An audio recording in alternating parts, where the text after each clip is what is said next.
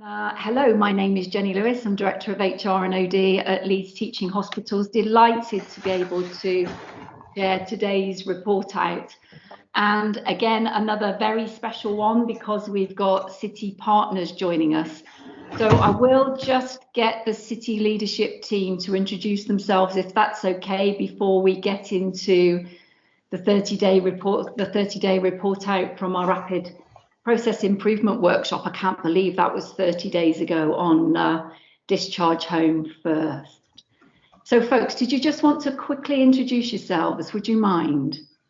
I can see Tim on the call. So Tim, do you want to say hello? Hi everyone, Tim Riley, Leeds CCG Chief Exec. Good to be here. Welcome. I'm Thea, I'm Chief Exec of Leeds Community Healthcare Trust. Lovely. Sam, I can see you on here as your joint sponsor for this, are you? With Yes, that's right, with Claire and with Jonah and Helen. And so I'm Sam Prince, I'm Director of Operations at Leeds Community Healthcare. I'm going to get the team to start their report out. Over to you. Who's leading off today? Hi, so I'm Vic Clark-Dunn. I'm a Programme Manager. I work for Leeds City Council. So welcome to the HOMEFIRST 30-day report out. And yeah, it really highlights how quickly a month goes past, I think. So at the RPIW event, we had James and Steph talking about some of the principles around HOMEFIRST. And we've put that into the graphic that you can see up on your screen at the moment. And we like the wheel. The wording we've done deliberately so it gets you up and out of your seat on a lunchtime into some yoga poses and gets you moving a little bit. But essentially for us, this is about making an impact on those processes that are going to get people home first. But it's also about the culture and ensuring that it feels right for staff and patients. Next slide, please. So these are the metrics. They've been refined since we first developed them 30 days ago, and we've had lots of discussion across the system about them. And I think there was really some conversations about just having to hone them back down on the RPIW and what we're trying to report out on the RPIW. So we're now in the process of sourcing the data to be able to report on those metrics and just baselining those metrics too. Thank you. Next slide. Hi, I'm Fiona Allport and I'm the Quality Improvement Lead for System Flow. For the purpose of today's 30-day report out, we've chosen 3 examples of PDSAs. There are more examples of PDSAs than the 3, but we'll be talking about these at the 60-day report out. So the 3 PDSAs we're talking about: the Pathway 2 audit, occupational therapy and ED, and discharge delays and equipment. And this slide shows how we link these up to the metrics. Next slide. So for the Discharge Pathway 2 audit, so these are patients that have been allocated to needing to go into a community bed for rehabilitation purposes primarily. So initially with the Pathway 2 audit, we're looking at reduction in numbers, but the initial data has very much been around quality. So we haven't shown any reductions in numbers in Pathway 2, but the audits have been very much to understand the patients that have no reason to reside. And it's been about the person rather than the numbers. So the data, the initial findings show that 62% of the patients that have been referred to a D2A bed, which is a bed without therapy needs rather than a community care bed, would have benefited from therapy interventions to maintain their function and facilitate discharge home. But also that 11% of the patients on the Pathway 2 list that were identified for a community care bed had that potential to return home with a different intervention and potentially should have sat on Pathway 1. Some of the outcomes were that very much there was a theme of inequality in that the patients that had learning difficulties, had mild to moderate or cognitive problems or diagnosis of dementia, were under 65, had social challenges, that often trumps their rehabilitation needs and the access to rehabilitation bed. And these were the people that were generally being allocated in discharge to assess beds. So that was very much about how do we introduce, especially for the people with mild to moderate dementia or cognitive problems, a pathway where these people are assessed at home. So very much in line with the hospital discharge guidance before a decision about their discharge destination is made. So the next step is looking at a PDSA with the LTHT occupational therapists and LCH occupational therapists and discharge facilitators to start to test out how we change the pathways for those patients, have assessments in the home environment, and also some joint working with the community care bed staff to start looking at that pull-out model. So this challenge for the system is that HOMEFIRST may take longer than identifying a bed. So currently somebody can be identified for a bed and within that bed within 24 hours. But for a system, it will reduce the overall system length of stay and have a better patient outcome. Next slide. Hi, my name's Emma. I'm one of the occupational therapists working in adult therapies at St James's. Since the Rapid Process Improvement Workshop, we've developed a high-level value stream map. We've met with Leeds Equipment Service staff and started to discuss how we move forward and work together, which has been very positive. We've completed within the oncology occupational therapy team a standard worksheet, which has really allowed us to have a look at the flow of equipment within the acute hospital trust. So as you can see from here, it's quite, there's a lot of toing and froing, but I think it's been positive because it's actually allowed us to see that's what we do, and that's something that, you know, potentially we could look at in the future.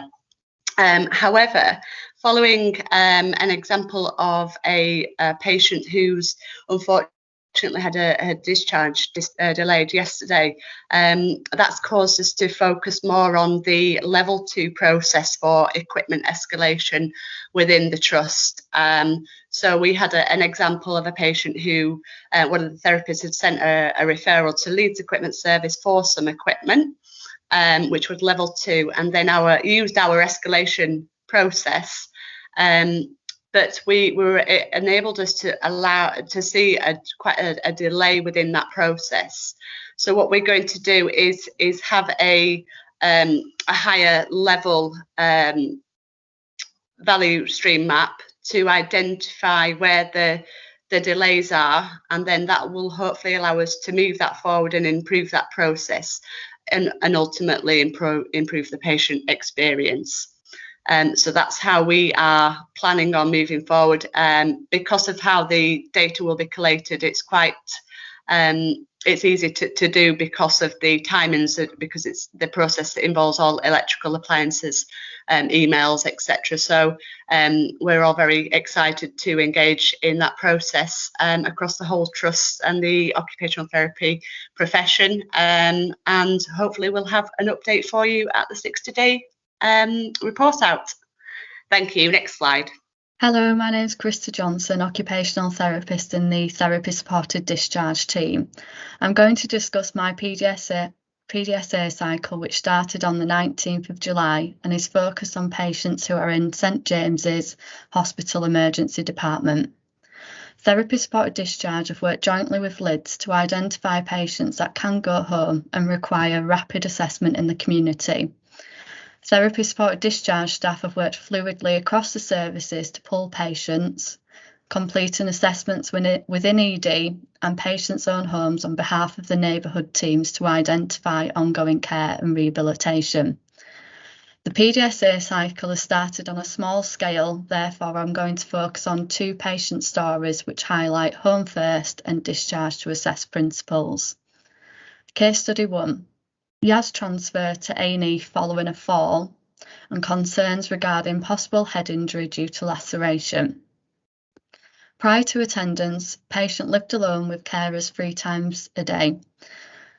Independently mobile, daughter visited daily, friends every other day, and to highlight, this patient was a frequent faller at home, on average 1 to 2 times per week, which was related to to her dementia diagnosis and was self-managed within her support network. The patient lost her husband in January and due to this was keen to go home due to a negative view of hospital. Therapy supported discharge completed a rapid assessment on discharge from ED within 2 hours.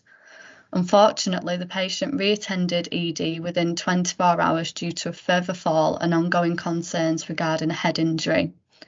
This led to admission to the acute assessment ward, where the plan was originally to refer to a discharge to assess bed due to concerns regarding capacity, falls and safety at home. Therapy supported discharge continued to case manage and supported her discharge home and completed a reassessment. The impact of this was that the patient had one occupational therapist throughout their journey, therefore promoting a joined up approach across the services. Prevented a transfer to a discharge to assess bed. The patient went home from ED and the acute assessment ward in line with her wishes. Therapy supported discharge facilitated a timely discharge from ED on a first attendance by being able to offer an assessment 3 days earlier than the neighbourhood team. The patient was discharged to assess from ED on initial attendance, which enabled a real-time assessment within the home environment, the support network to be involved to identify a person-centred plan. The barriers was a long wait in ED and whether this impacted on the second fall as the patient was fatigued on the initial assessment. CT scan not completed on the first A&E attendance. Could this have prevented the second ED attendance? Risk aversion related to cognitive impairment and falls. Level 2 equipment was identified on the initial assessment as part of the falls prevention. This was escalated through the community processes. However, we was unable to obtain the equipment until 2 days post initial discharge from ED. Case study 2. Virtual frailty transfer to A&E following a fall. Concerns regarding head injury and staff was requesting a CT head. Prior to attendance, the patient lived with his wife. Carers once a day, otherwise his wife was his main carer. Mobile with a walking stick and grab rails around the property, and this patient had a previous stroke causing left-sided weakness.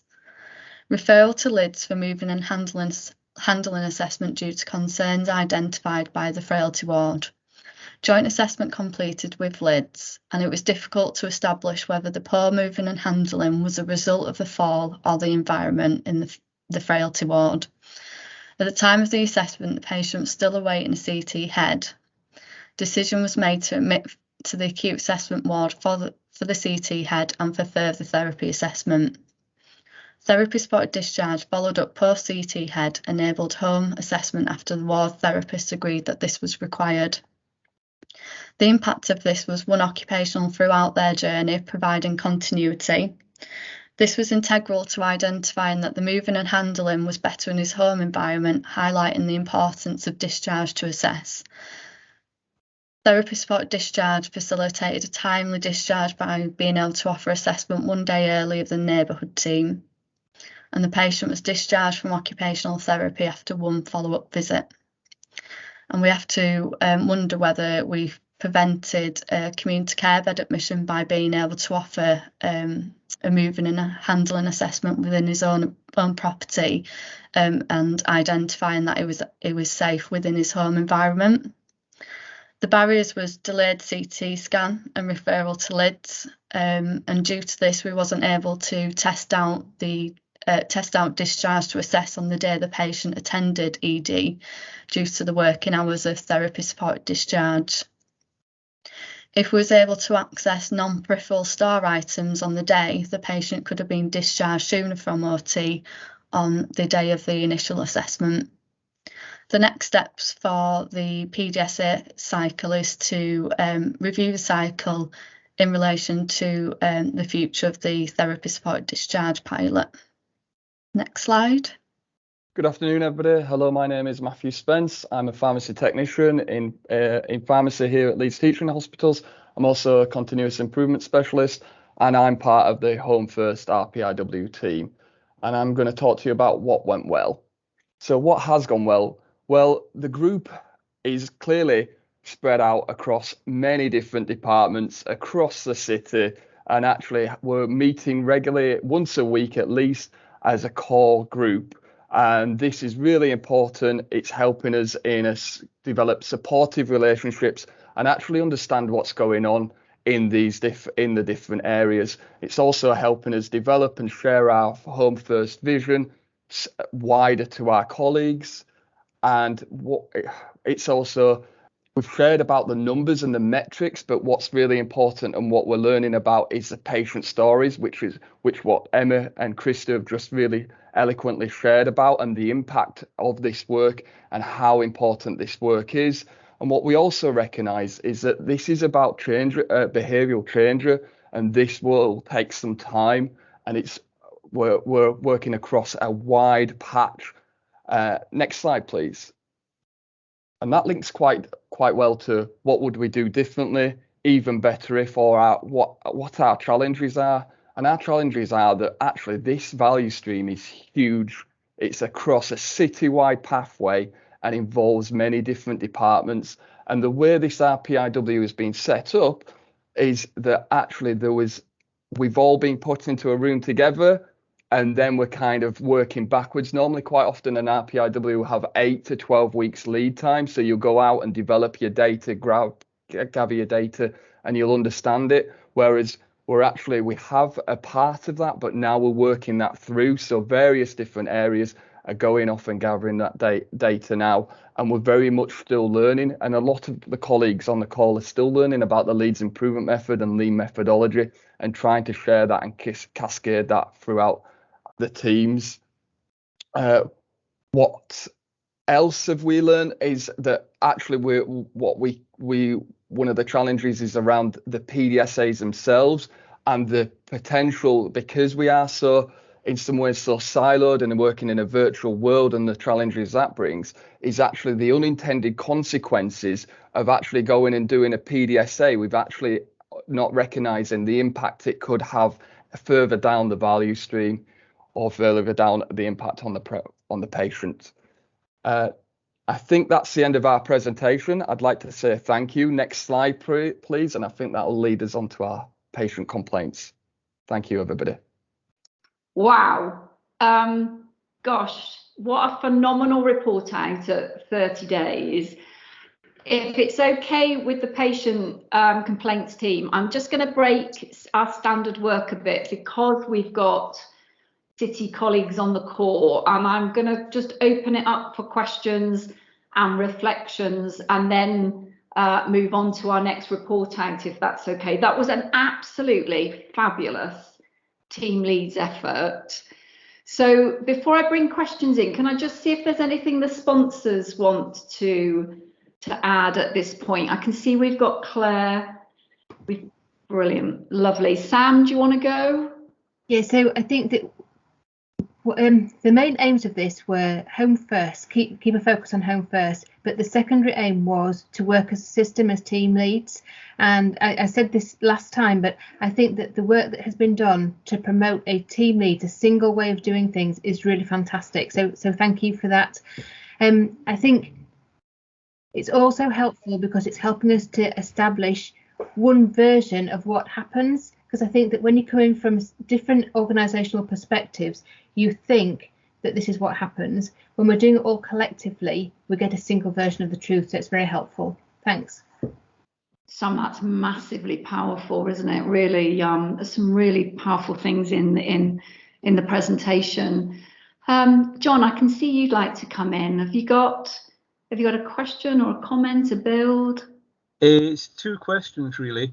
I think it's worthwhile just setting the context. As well as being a QI partner with LTHT and a member of the Unplanned Care Board, and I give my apologies now, which are so relevant because the reason I've not been involved with the RPIW for a bit is an unpaid carer responsibilities. But as well as that, just to get the wide picture, I've also been a volunteer with the CCG for about 4 years. I'm a member of the digital board for the ICS, and also a project board member for the House of the Future. So I'm looking at this from a wide context. First question should be really easy. In service metric 2, can I assume that when we talk about families, that would also include unplanned carers, people holding lasting powers of attorney, and given the breadth, that would include both forms of lasting power of attorney, and other situations where you have carers who maybe aren't family as such. I want to come So back I think the on short that. and sweet answer to that, John, is yes, it will include them. I thought it would be somehow, having seen the team. The other one, I wonder if there is scope here to address what seems to be a fairly widespread issue. I've been hearing about it for many years, and now with the caring duties I've got, I'm finding it true to be myself, that there appears to be no way of flagging overarching conditions that are relevant to how people are cared for and treated. So things like disabilities, long-term conditions, lifestyle issues, etc. And quite often it's down to the unpaid carers to try and pull that together and to make sure relevant agencies are involved. Quite often that's quite time consuming and wasting resources.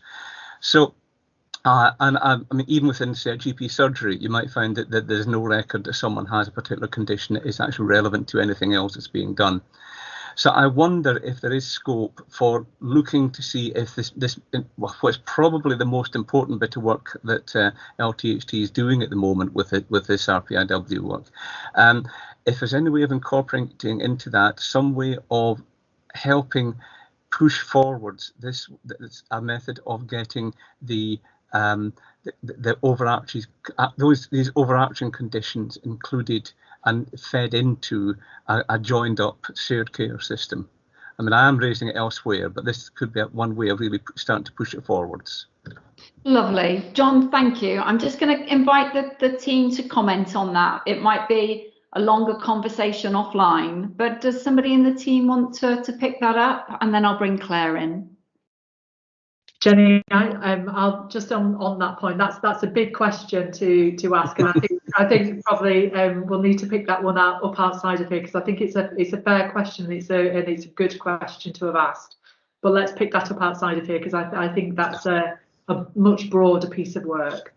Fabulous. Thanks, Claire. And did you want to, from your perspective? I did. So just on the first of all, thank you. Some really good work going on there, and really sort of like hopeful work that's going on there as well. And I'm just thinking about the impact on those two patients that were just described in terms of reducing, their length of stay, but their longer term outcomes as well. And most importantly, that, fulfilling their wishes as well in terms of where they wanted to be cared for, which we shouldn't underestimate the importance of that. I think the key, I'm going to put a bit of a challenge in, if I may, to Fiona. So on that slide that you put up, which are around discharge to assess, and that recognising sort of the challenge being that it may take longer. We know every day that we keep a patient in hospital longer than they're actually requiring, it has a detrimental impact on their longer term outcome. So I think when we're working through these PDSAs, we need to work on the basis that it doesn't. So people are already waiting long enough for a discharge to assess bed or a CCB bed. I think our challenge as a city is how we get ourselves in a place where we make the right choices so that we're not adding non-value adding steps to our patients, but that we are doing so in a really timely way that's going to add the most benefit to them. So I think in terms of how we approach this moving forward, Fiona, I think we have to go at it from that mindset. Brilliant. Thanks, Claire, for the builds. Fiona, I can see you want to come back in, but I'm also wanting to be respectful to the two other agenda items, and we've got 20 minutes left. Is it something you can do offline, or do you just want to come back in? Fiona, you might be on mute, I think, or I can't hear you. Try again. No? Pop it in the chat if you can, Fiona. We'll have many conversations about this over the next period. So all right. Fabulous. Well, Vic, Fiona, Emma, Krista, Matthew, that was fabulous. I suspect 60 days the next 30 days will fly by. But great report out, thank you. And please, colleagues in the city, please stay on. You're very welcome to stay on for the rest of the report out if you've got the time. If not, then it's been really good. This is not an LTHT initiative. This is a Leeds initiative. So great to see the teamwork. Christina, am I handing over to you to update us on the scale up and spread of the patient complaint work you've been doing? You are, Jenny. Thanks ever so much. Hello, everyone.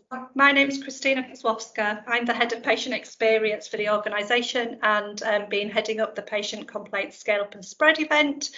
I'm with you today because we would like to update you on progress occurring with the second cohort of CSUs that have been through this programme, that have taken the learning from cohort 1 and embedded it into their own practice, and also gone on from that to take forward additional work, which we're going to tell you about today.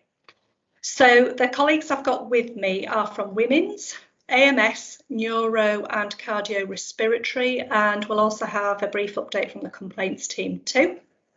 It just struck me from the previous conversation that I've heard just now, the value that was described about colleagues coming together from across the city. And I would say that our experience has been the same within the complaints improvement programme. So I think we set off at the beginning of this journey with cohort 1, really challenged by our sponsor to improve the timeliness of complaints and the quality of complaints. And that has been our focus throughout. But in those conversations that have happened between myself, the complaints team and the CSU leads that have been coming forward into the programme, you know, it's really sparked sharing of information and learning that's helped take us in a different direction. So, so today, instead of kind of repeating the information that we've shared with you before about the process changes that have been taking place as part of the programme, we're going to actually showcase some of those additional projects and pieces of work that has arisen as a result of us coming together differently.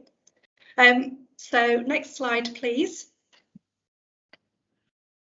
And the next one, please. I'd just like to show you first a little bit about our data, just to give you some assurance that actually we're not going to concentrate on timeliness today, but we are massively improving our timeliness. So if you look at the top row, right hand side, you'll see that the lead time for all the CSUs involved in cohort 2 has you know, massively improved. We set the challenge at the beginning of this 90-day period for each of the CSUs to reduce their lead time by 50%. So this is the amount of hours that a complaint takes to be investigated and for a response to be sent to an individual. And you know, wow, look at those responses.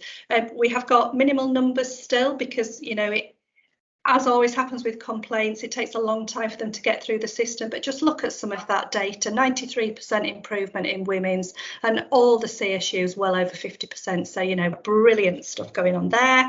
We've got good progress in the number of complaints that were in the system at the time CSU started the programme, in them being closed down and completed. We need that to happen because until those long-standing complaints are completed and returned to the complainants, we won't start to see data improving from a trust-wide perspective, because it massively influences what that looks like.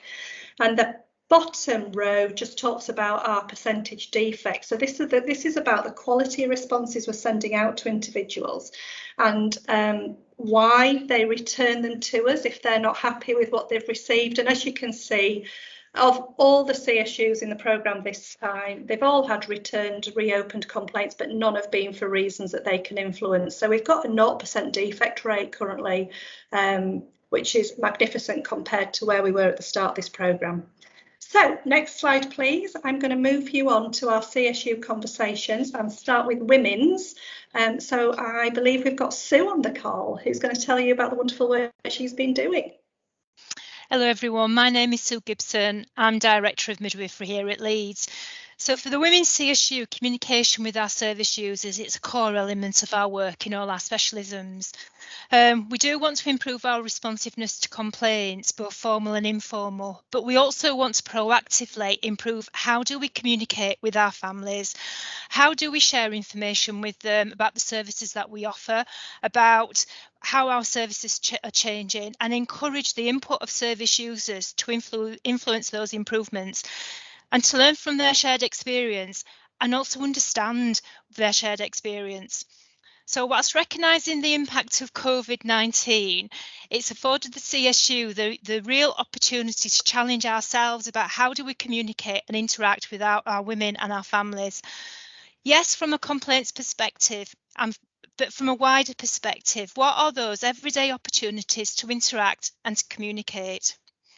So an area that we've really progressed is moving away from the traditional and quite reactive involvement that we have had with our service users, which has been quite heavily reliant on service users writing complaints or approaching us when we've been discussing service improvements with the expectation that they come into meetings on our terms at times that are convenient for us. Never mind the fact that they often have children, so there's childcare that is problematic, public transport can be problematic, etc. Some of the work that we've done, we've improved just by using the virtual platform, such as the virtual Walk the Patch now. But the other things is that we've really looked at how we use social media. Next slide, please. So the demographics of our client group, particularly for maternity, is around individuals who are very social media responsive. They are active users of smart technology, Instagram, Twitter, and whilst Facebook can be seen as a little bit old, it's a medium that is really easy to use and to access. So we've worked heavily with our communications and we've developed an approach of using more social media. And what I'd like to talk about a little bit in some detail is Facebook. We've got a group on there now that's been titled the Leeds e-Midwife Group. We signpost service users to that social media platform. And on there's daily information that is shared for maternity services, but also it highlights key messages. It improves our communications with our service users, and it really is responsive in a much more responsive way, speedily responsive way than it has been previously. From developing that group, we've now launched into the arena of monthly live Facebook events, which is hosted by a member of the senior midwifery team, and it tends to be Laura Walton, who is our deputy head of midwifery. It works by, we identify a subject that we want to talk about, it's advertised beforehand, and you can see there's a slide to your top left about Ask Leeds Midwife Facebook live event infant feeding. We get the questions posted pre the meeting, but there is an opportunity during the event that people can live post and we respond. Topics covered may be themes from complaints, for example, maternity visiting during COVID, induction of labour, or it may be areas we want to promote, such as the COVID-19 vaccine for pregnant women, which is really, really important, or home birth campaigns, for example. We can also respond to national campaigns. This week is Breastfeeding Awareness Week, so just last night there was a live event held regarding a discussion for infant feeding, which covered both breast and bottle feeding. All these events are recorded, so that means that our service users can view them at a time that's convenient for them. They can also post questions. They can post questions live. If we can't answer the question at that time, we can still come back and answer the question later. We can direct message, dependent on if the concern is a private confidential concern. Last night's event has already had more than 821 viewings, and I know I'm very confident that we will hit the 1,000 mark probably by the weekend. Our future plans include further public health messages, hot topics for maternity, and a series of live events for what will be the Patient Safety Day in September. So that's a really, really brief overview of some of the work we're progressing and promoting. I'll pass you on to the next CSU. Thank you. Hello, I'm Jane Matthews. I'm the Patient Experience Lead for Abdominal Medicine Surgery. When we started looking at our complaints and the reasons and themes for why they come in, we realised in actual fact a third of our complaints actually come from bereaved families. And for us, obviously, we needed to find out why that is, and actually how can we better support people. These families, it's such a difficult time so they don't have to resort to a complaints process to find out the answers about what happened to their loved ones. So our sort of investigations initially sort of looked at what were the themes around them, and there were always elements around communication.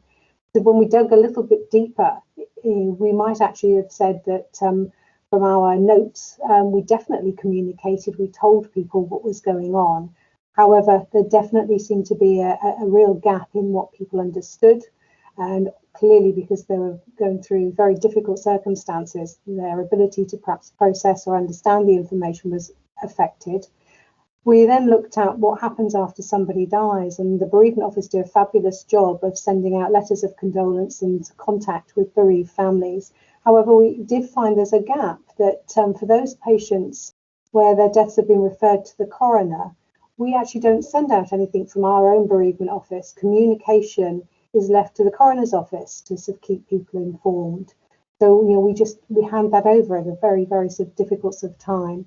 And for any family that does contact the bereavement office after receiving a letter, any questions they have about the care of their loved one is sent directly to the consultant under whose care they were in when they died. Now, we know that often that's a very complex and lengthy process when people are with us, so that may not be the most appropriate person to be sort of answering those questions. And actually, we don't then follow up or track what happens to those concerns or questions that are raised, either to make sure somebody has made contact or indeed to see if the families are assured and satisfied with the response.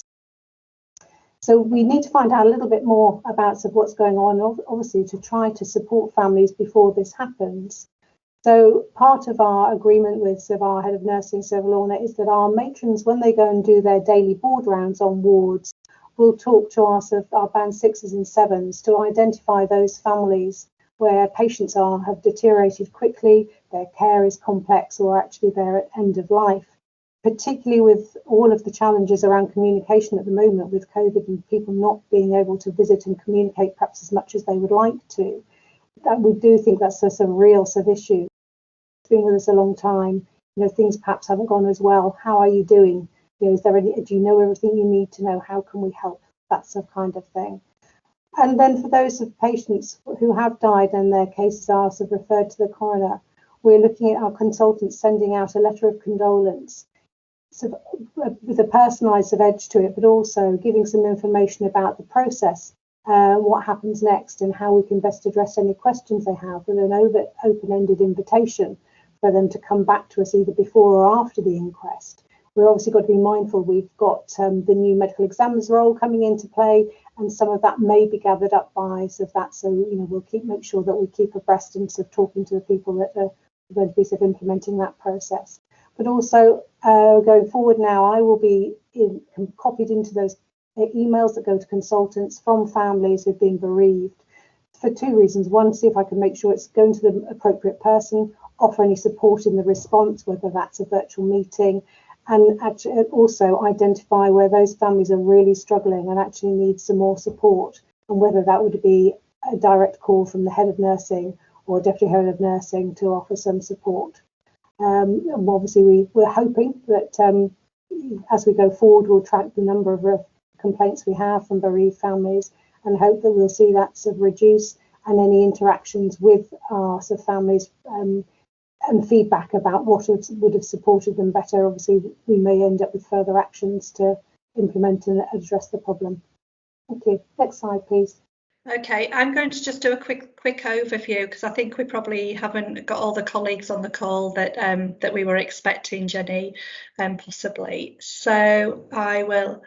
Steve is here. Do you want me to carry on, Steve? Take myself off mute. That would help. Okay. Sorry, I've been in theatre. Hello, my name is Steve Wilson. I'm Clinical Director for the Neuroscience Service. Thanks, Christina.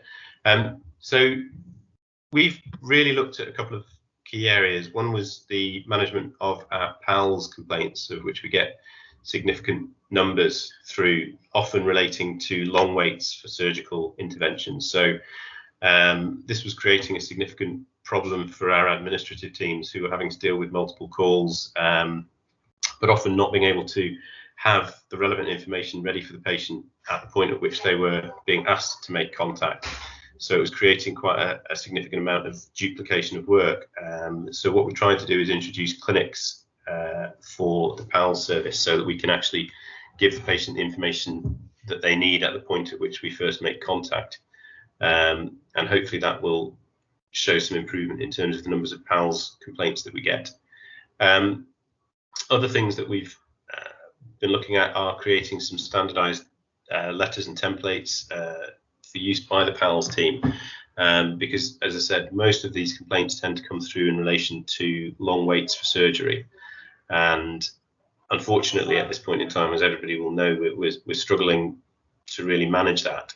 And the reason many of these patients are complaining is usually because we're not providing them with the information about the wait for their surgery. So by producing some standardized responses, we're hoping that we can, at the point at which the patient contacts PALS, provide them with information on what the state of the waiting list is and how long they're likely to wait. It might not deflect them from complaining about how long that's likely to be, but at least they're up to date with all the information that they need so that they can plan their lives. The other thing that, 2 or 3 things that we've been looking at doing is enhancing or supporting our consultants to provide better responses in the first instance. So there was a lot of duplication within the service around consultants sending emails with the response to the complaints, but in a way that was clearly not going to be shared with the patient. And they were being heavily edited and rewritten by members of the TRI team. What we're trying to do now is encourage the consultants to write their response to the complaint in a way that the consultant would feel comfortable sharing, so that it creates minimal intervention from the TRI team members to QA it. And that's a work in progress, it's fair to say. Other things that we feel have made a significant improvement, certainly contacting patients at the point at which we get the complaint through to create the direct point of contact, build a relationship with the patient, and in some cases actually resolve the patient's complaint during the telephone conversation has been very helpful. We've also started or enhanced our weekly complaints meeting that we were already running within the CSU, but which now also includes our complaints handlers and support from the patient experience team. And that's given us an opportunity to hold each other to account around the timeframes for the complaints, and certainly that's created a better way of tracking the timeframes for receiving responses back from clinicians to then feed into the complaint response to then get to QA and onwards to the patient experience team in a timely manner. And that's being tracked using a new online tracker that I think we might have borrowed from one of the other CSUs that have been running it. But again, that's been really helpful in allowing us to be able to know where we're at with each of our complaints and be able to bring forward the timeline for reporting on them. So those are the key areas that we've been focusing on, and I think they've made a significant improvement for us. Thank you, Steve. Next slide, please. Christina, Yeah. I'm just very conscious of time, and I really don't want to lose. I don't want to lose the opportunity to really celebrate Ash's Need for Leaders certificate whilst everyone's on the call. Yeah. Sarah, are there a couple of things you'd really love to just pull out in here, and then we can?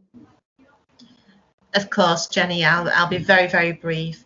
Hello, my name's Sarah Miller. I'm Head of Nursing for Cardiorespiratory. One of the key areas that we've been working on in the past 30 days is how do we have assurance and a really good governance process around what actions come out of complaints and how they are completed and logged. One of the key actions, and as my colleagues have already touched on, communication in COVID has been really challenging for us. So we have been liaising with the university and with Doug Bodie around the Volunteer to Career programme. We're wanting to enhance how we use volunteers within our wards and clinical areas at the moment, just to improve that communication. We're looking at a virtual interaction at the moment with potentially face-to-face September, October time. So for me, this is an exciting action that we are continuing to take forward. That's it. Thank you. Fiona, that's sorry, Sarah, that's amazing. Jenny, in the purposes of time, I've just put a comment in there. So I'm John White, the lead nurse for the patient experience team. I was going to just talk through the coaching program and training program that we are going to be implementing in October, but I'm very happy to feed this back at the next time.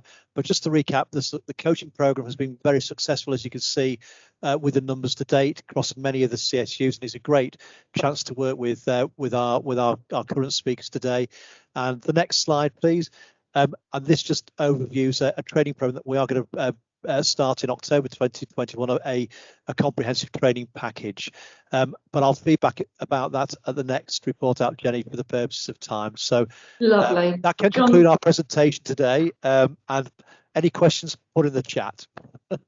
John, that's smashing. I wonder whether yourself and Sarah, I feel as if we cut your learning short. And I really love that what I'm seeing is COVID's made this even harder, but I'm seeing a lot of sort of root cause analysis, getting to some really, really great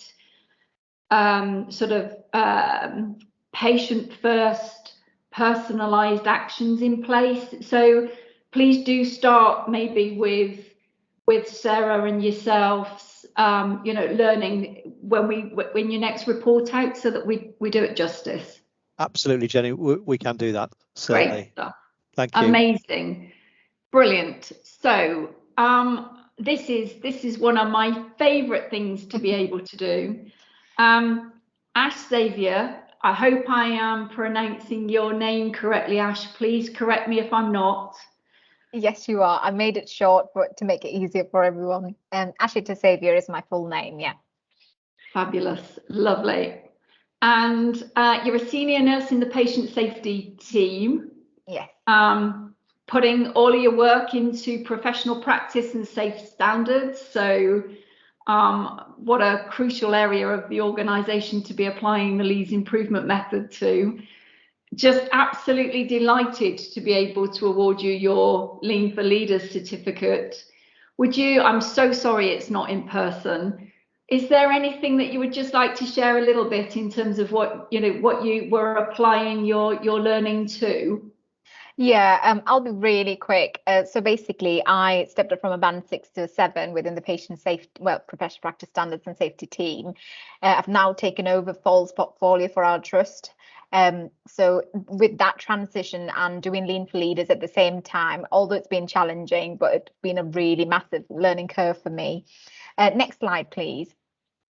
Basically, I'm a naturally lean person, got lots of ideas, and do find if I do some work and look at processes, and if I think this is not like there's too many steps in it, or there's waste or gaps, I clearly identify it. But I think the weakness was I didn't have that underpinning methodology, the way to approach the change. So Lean for Leaders really helped me to kind of get that understanding with it. Next slide, please. Thank you. So the biggest learning's been how you approach change, approach people for change. Go see, ask why, show respect. It's become my principle. So with my particular role, I organise RCA panels, listening to staff, their main problems and how we have lacked as an organisation in providing them with the resources. So two of the great work I want to celebrate is I've developed a new e-learning package for falls, which will launch next week, and 3 flowcharts for falls prevention and post-falls management. We didn't have any of this before, so I'm quite proud to say I've done this work now just before I go on mat leave after today. So this is my last working day. It's a really good way of finishing my day. So I'm really happy and proud. Next slide, please. So some of the application of theory into practice is leader standard work. I've done this as part of my homework. However, I've also used it for leader transition for Rosie Laird, who is my colleague who is taking over falls from me. So this has become a leader transition tool and absence cover, because right now there's only one person overseeing falls for the size of this trust. And if I go off sick for a week or two, nobody knows what my daily routine involved. And this is there on our falls production board now for all of my colleagues to see. So that's very much visible. It's quite clear. I've incorporated into our work plan as well, so people can, look at what exactly needs doing and how to do it. Next slide, please. And I've had some shout out from my team members, you know, in terms of completing the Lean for Leaders in record time. And also my colleague who's taken over from me, she's really appreciated for the help and support I have given her, and the leader standard work and the work portfolio. You know, I've shaped the whole portfolio, put the work plan together. She refers to it as a Bible for her, so which is great to know. Next slide, please. That's our false production board. So we didn't have such a board before. Have developed this, and it's virtually on Teams via a spreadsheet. So I've used the visual controls and, you know, used different resources that we have within the trust, like safe care, training compliance, just to plot the trends in falls rate on the wards, you know, identify which wards need support. And within our professional practice standards team, we do have the clinical support teams.